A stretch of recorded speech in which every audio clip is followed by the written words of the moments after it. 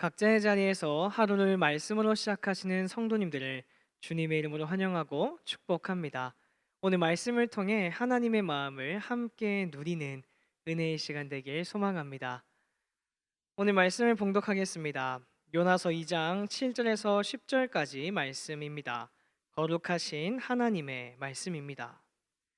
내 영혼이 내 속에서 피곤할 때에 내가 여호와를 생각하였더니 내 기도가 주께 이르렀사오며 주의 성전에 미쳤나이다.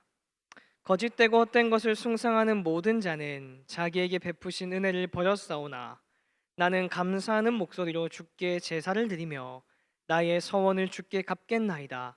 구원은 여호와께 속하였나이다 하니라. 여호와께서 그 물고기에게 말씀하시매 요나를 육지에 토하니라. 아멘. 호르메시스 효과라는 것을 혹시 아시는지 모르겠습니다. 호르메시스, 때로는 약이 되는 독의 비밀이라는 책을 보면 이 호르메시스에 대해서 정의를 하는데요. 뭐라고 이야기하냐면 자극, 충격 등을 뜻하는 그리스어에서 유래한 말로 적응적 스트레스 반응이라고 정의를 합니다. 사람이든 동물이든 식물이든 생명은 보편적으로 과하지 않고 오래 지속되지 않는 적당량의 스트레스는 이 자극에 적응하고 더 건강한 상태로 나아갈 잠재력을 지닌다라는 건데요. 말이 조금 어렵죠. 쉬운 말로 간략하게 이야기하면 이렇습니다. 이 독성 물질이라도 소량을 사용하면 오히려 좋은 효과를 낸다라는 거예요. 예를 들어 방사선은 굉장히 위험한 것으로 우리가 알고 있습니다. 그래서 병원에서 엑스레이를 찍을 때도 굉장히 조심스럽게 다루죠. 촬영이 필요한 신체 외에 다른 곳은 노출되지 않도록 최대한 조심해서 촬영을 하고요. 심지어 촬영하는 기사 선생님은 이 밖에 나가서 촬영을 진행을 합니다. 이처럼 위험한 것이 방사선인데 아이러니하게도 암을 치료할 때 우리가 어떤 치료를 받습니까? 네, 그렇죠. 방사선 치료를 받습니다. 그것도 4주, 5주씩 가서 방사선을 쬐면서 치료를 받는다는 거예요. 왜 이렇게 위험한 일을 하느냐? 바로 이 호르메시스 효과 때문입니다. 독감 예방 주사도 마찬가지입니다. 예방 주사는 우리 몸 안에 독감균을 투입을 하는 거예요. 왜 이렇게 위험한 짓을 할까요? 바로 방사선과 마찬가지로 이 호르메시스 효과 때문입니다. 이와 비슷한 개념으로 외상 후 성장이라고 하는 용어가 있습니다. 외상 후 스트레스나 아니면 그 트라우마라고 하는 단어는 우리가 많이 들어봐서 알고 있는데 이와 반대되는 개념인 외상 후 성장이라는 단어가 있어요. 이 외상 후 스트레스 장애는 과거에 경험했던 끔찍한 사건에 대한 기억으로 심리적으로 불안해지거나 두려워지는 것, 정상적인 생활이 어려워지는 현상을 이야기합니다. 이 과거에 받은 상처가 우리에게 많은 이 부작용을 가져온다라는 거죠. 하지만 우리가 기억해야 할 것은 이 과거에 받은 상처가 부정적인 면만 지니고 있는 것이 아니다라는 사실입니다. 이 외상 후 성장이라고 하는 이 단어가 그것을 뒷받침해 줍니다. 이 외상 후 성장은 과거에 받았던 끔찍한 아픔과 상처를 극복해가는 과정에서 오히려 예전보다 더 단단해지고 담대해지는 현상을 이야기합니다. 이 소설가 배경옥 씨도 이 칼럼에서 이에 대한 이야기를 나누었는데요. 내용은 이렇습니다. 호르메시스를 잘 파악하면 스트레스가 무조건 나쁘다는 해석을 경계하게 될 것이다. 약간의 소음, 공복, 허기, 독성, 비판 등은 우리를 이롭게 한다. 더 나아가면 스트레스의 근원을 제거하는 것이 명백히 해로운 결과를 초래할 수도 있는 것이다. 사람은 누구나 스트레스 없이 사는 인생을 꿈꾸고 기대하며 살아가지만 때로는 이 스트레스가 삶의 순기능을 한다는 것도 우리가 기억하며 살아가야 하겠습니다. 우리는 다양한 삶의 굴곡을 경험하면서 인생길을 걸어가고 있고 앞으로도 걸어가게 될 것입니다. 물론 굴곡의 높낮이가 모두가 동일할 수는 없겠죠. 다 다르겠지만 굴곡 없는 인생은 아무도 없을 것이다라는 이 이야기에 모두가 동의하실 것이라 생각을 하는데요. 인생의 정점이 있을 때가 있는가 하면 반대로 이 바닥에 있을 때도 분명히 있습니다. 이 모든 삶의 순간이 행복하고 최고의 시간이면 너무나 좋겠지만 슬프고 아픈 순간을 지나가기도 하고요. 해결할 수 없을 것만 같은 어려운 문제를 마주하는 것이 우리의 인생이지 않겠습니까? 이 하나님으로부터 멀어지거나 죄로 인해 큰 낙심 가운데 빠지는 순간도 우리 가운데 존재합니다. 인생에서 바닥이라 할 수 있는 시기를 누구나 다 경험하더라는 것이죠. 오늘 우리가 함께 묵상하는 이 요나의 삶도 마찬가지입니다. 이 어제 오늘 보게 되는 요나서 2장에서는 일생에서 가장 절망적인 상태에 처해 있는 요나의 모습이 그려지고 있습니다. 이 요나는 하나님의 얼굴을 피하려 배를 타고 도망치다 이 풍랑을 만나게 되죠. 그가 탄 배에서 아까운 물건들이 다 바다에 던져지고 이제 주변 사람들에 의해서 요나마저 바다로 던져지게 됩니다. 그리고 물고기 배에 들어가는 일련의 과정들을 경험하게 되죠.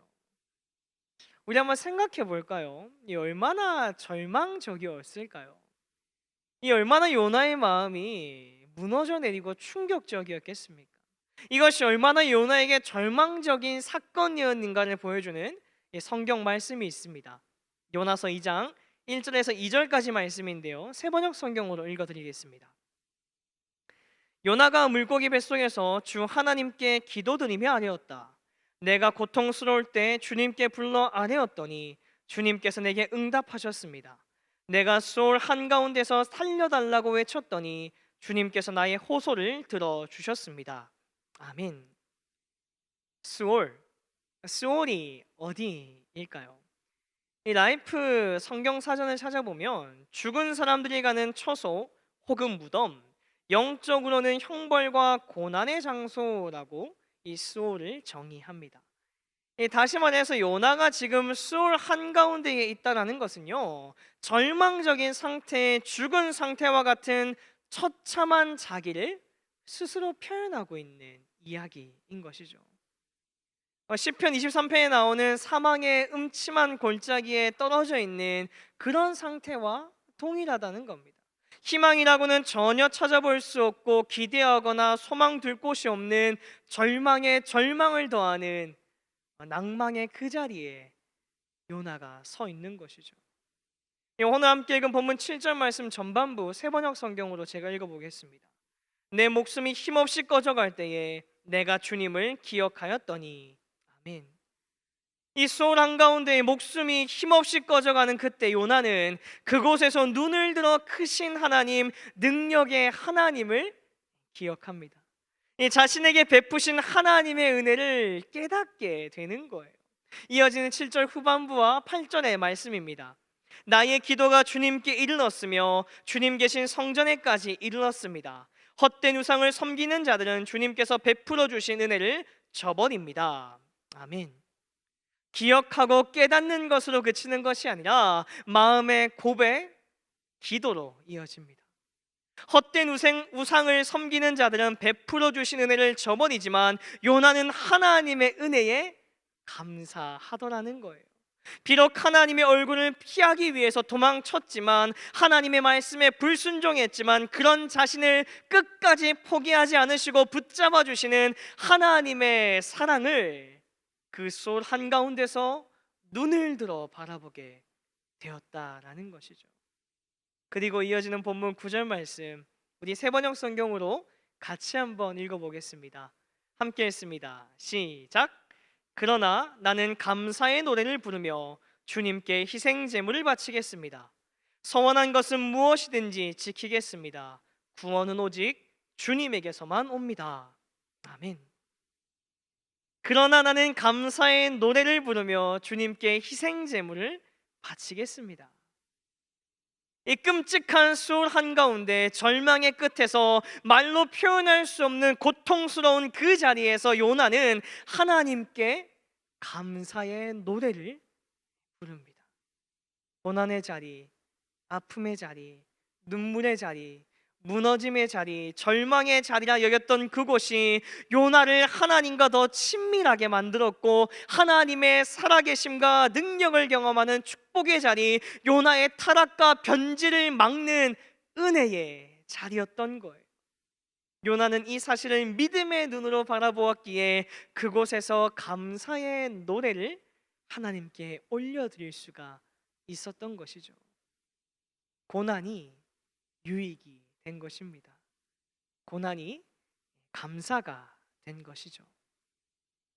우리 사랑하는 말씀 삶 공동체 성도님들, 세상 사람들 모두가 낙심되고 절망적이며 처참한 실패라고 말하는 그 수많은 일들을 우리가 마주하고 경험할 때, 예수님을 그리스도라 고백하며 살아가는 저와 여러분들은 그것을 하나님의 축복이다라고 고백할 수 있어야 하겠습니다. 절망의 자리, 고난의 자리를 경험하는 거 누가 기뻐하겠습니까? 그죠? 절대로 즐거운 일이 아닙니다. 그러나 그 자리에서 감사할 수 있습니다. 당신의 사람을 절대로 포기하지 않으시는 하나님의 크신 사랑을 깨닫고 감사의 노래를 불렀던 요나처럼 삶의 모든 순간에 하나님을 찬양하며 살아가는 우리가 될 수 있기를 간절히 소망합니다. 오늘 하루 남겨진 저와 여러분의 삶이 하나님을 향한 감사의 노래로 가득하시기를 주님의 이름으로 축복합니다. 기도하겠습니다. 수월 한가운데 절망의 끝에서 하나님께 감사의 노래를 부른 요나의 모습을 닮아 살아내는 우리가 되기 원합니다. 당신의 사람을 절대로 포기하지 않으시는 하나님의 사랑을 기억하며 늘 하나님을 찬양하며 살아가는 그리스도인 되게 하옵소서. 예수님의 이름으로 기도드립니다. 아멘.